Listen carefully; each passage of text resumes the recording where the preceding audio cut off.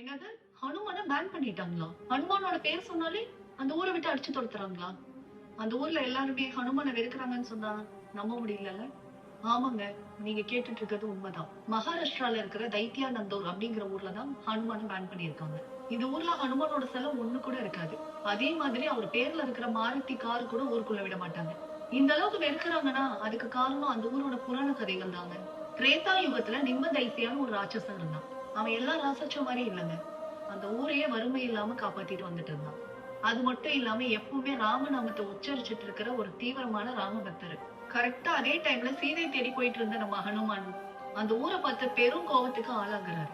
என்னடா இந்த ஊர்ல எல்லாரும் ராமரை வணங்காம ராட்சசனை வணங்கிட்டு இருக்காங்கன்னு சொல்லி அந்த ராட்சசன் கூட கடுமையா சண்டை போடுறாரு நம்ம ஹனுமான். எல்லாம் மீறி போயிட்டு இருக்கிற சண்டைய நம்ம ராமரே வந்து சமாதானப்படுத்தி வைக்கிறாரு. ராமர் அந்த ராட்சசனோட பக்தியை பத்தி ஹனுமானுக்கு எடுத்து சொல்றாரு. இந்த ஊர்ல இனிமேல் நிம்மதைத்தியாவை மட்டும்தான் வணங்கணும்னு சொல்லிட்டு கிளம்பிடுறாரு. அப்ப இருந்து இப்ப வரைக்கும் நிம்மதைத்தியாக்கு ஹனுமான் மேல இருக்கிற கோவம் இன்னும் குறையலன்னு அந்த ஊர்ல இருக்க மக்கள் நம்பிட்டு இருக்காங்க. அதனாலதான் அவர் பேர் சொன்னாலே இப்ப வரைக்கும் அந்த ஊர் மக்கள் இன்னும் கோவப்பட்டுட்டு இருக்காங்க. இந்த வீடியோ உங்களுக்கு பிடிச்சிருந்தா மறக்காம லைக் பண்ணி சப்ஸ்கிரைப் பண்ணி பெல் ஐக்கானையும் கிளிக் பண்ணி